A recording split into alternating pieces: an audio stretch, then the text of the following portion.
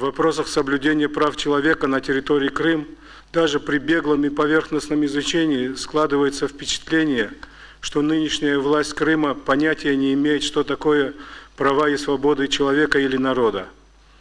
Сотни облав и обысков, сотни задержаний и арестов, сотни административных дел и штрафов, сумма которых исчисляется миллионами рублей. Десятки людей похищены при участии власти и парамилитарных организаций, созданных этой же властью. Некоторые из похищенных найдены убитыми со следами издевательств и пыток. Десятки политически мотивированных уголовных дел. Десятки осужденных, большинство из которых на большие сроки. 5 лет, 15, 20 и даже 22 года. Десятки обвиняемых на стадии так называемых судебных разбирательств.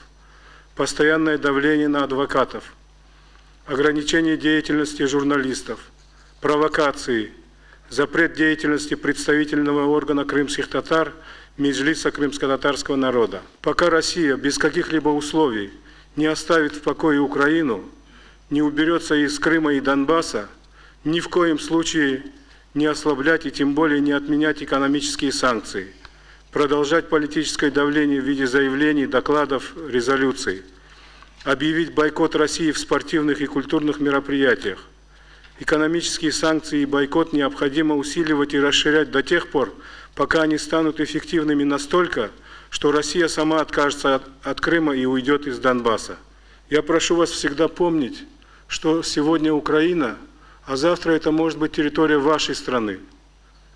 Поэтому агрессор, террорист должен понести наказание, достойное преступлений, которые он сейчас совершает.